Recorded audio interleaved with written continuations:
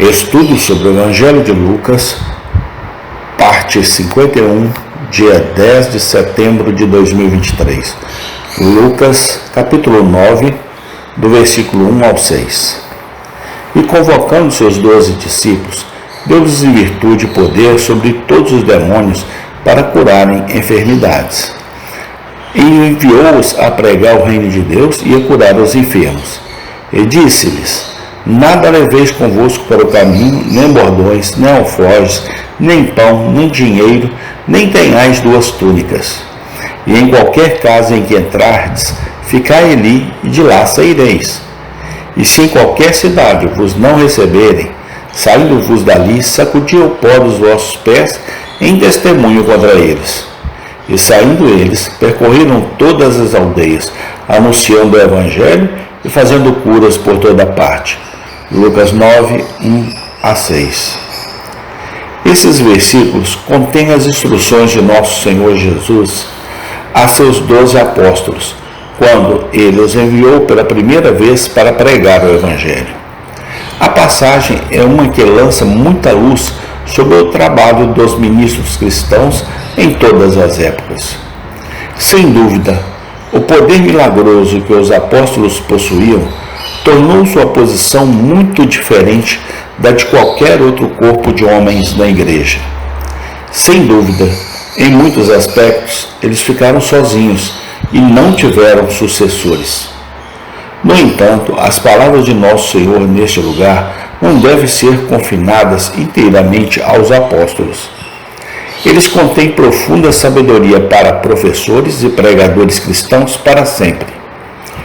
Observemos, em primeiro lugar, que a comissão aos apóstolos continha referência especial aos demônios e doenças corporais. Lemos que Jesus lhes deu autoridade sobre todos os demônios e para curar doenças. Vemos aqui, como em um espelho, 2 das principais partes dos negócios do ministro cristão. Não devemos esperar que ele expulse espíritos malignos, mas podemos esperar que ele resista ao diabo e a todas as suas obras, e mantenha uma guerra constante contra o príncipe maligno deste mundo.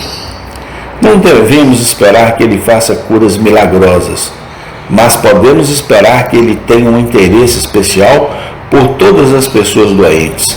Visite-as, simpatize com elas e ajude-as, se necessário, na medida do possível. O ministro que negligencia os membros doentes de seu rebanho não é um verdadeiro pastor. Ele não deve se surpreender se as pessoas disserem que ele se preocupa com a lã de suas ovelhas mais do que com sua saúde. Da mesma forma, o ministro que permite que embriaguez, blasfêmia, impureza, orgias e coisas semelhantes continuem entre sua congregação sem reprovação, está omitindo um dever claro de seu ofício. Ele não está guerreando contra o diabo. Ele não é um verdadeiro sucessor dos apóstolos. Observemos, em segundo lugar, que uma das principais obras que os apóstolos foram comissionados a assumir foi a pregação.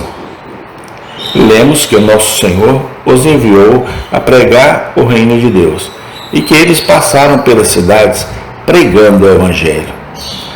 A importância da pregação como meio de graça pode ser facilmente deduzida desta passagem, mesmo que ela esteja sozinha. Mas é apenas um exemplo entre muitos do alto valor que a Bíblia em toda parte atribui à pregação.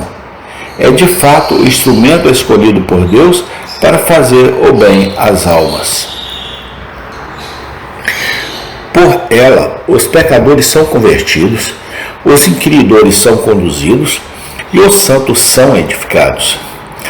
Um ministério de pregação sólido é absolutamente essencial para a saúde e prosperidade de uma igreja visível. O púlpito é o lugar onde sempre foram conquistadas as principais vitórias do Evangelho. Nenhuma igreja jamais fez muito pelo avanço da verdadeira religião, na qual o púlpito foi negligenciado.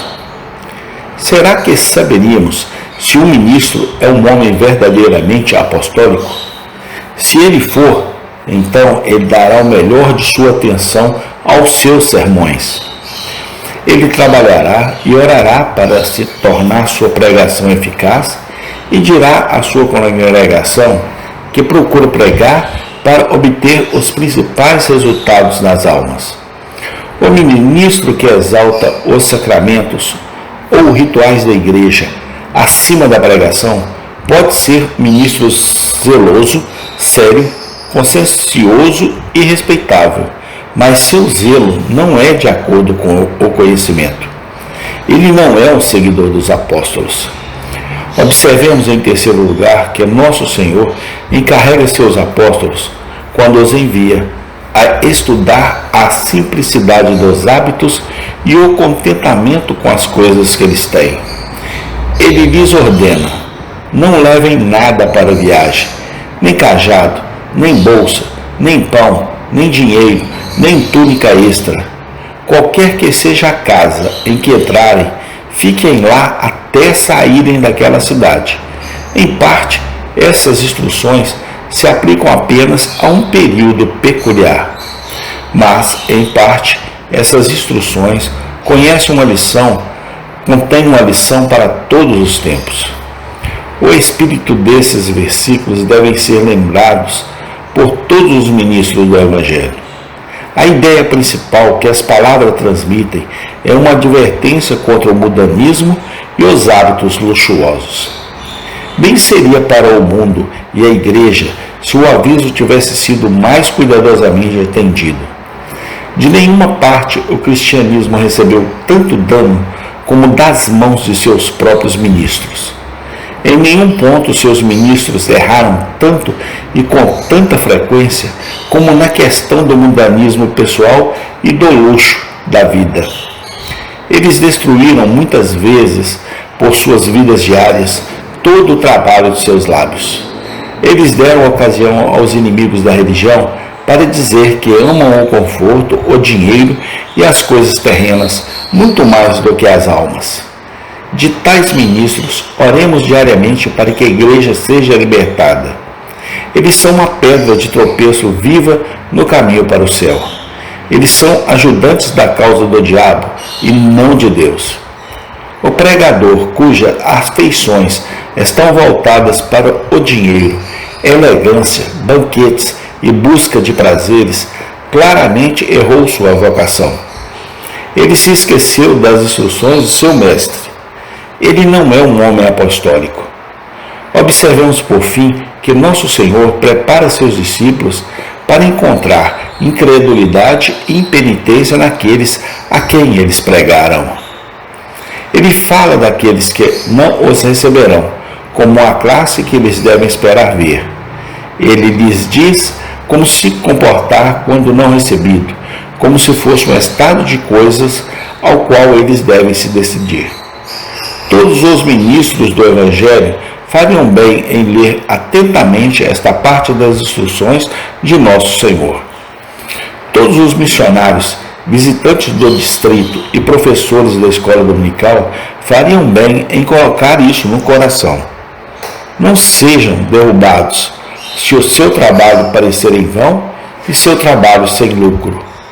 Lembre-se de que os primeiros pregadores e mestres que Jesus empregou foram enviados com uma advertência distinta de que nem todos acreditariam.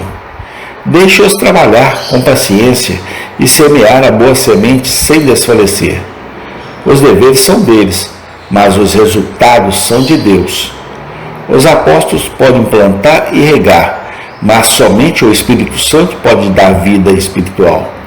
O Senhor Jesus sabe o que está no coração do homem. Ele não despreza seus trabalhadores, porque pouco da semente que eles semeiam dá fruto. A colheita pode ser pequena, mas todo trabalhador será recompensado de acordo com seu trabalho, não os resultados. Amém. Tem continuação. Senhor, graças te damos por permitir que vivamos mais este dia. Senhor, abençoa este domingo. Traga-nos a tua vontade, Senhor, para que nós podamos possamos entender no nosso coração e na nossa mente a tua vontade. Pai, manifesta o teu poder e a tua graça nesses últimos dias, no nome do Senhor Jesus Cristo. Amém.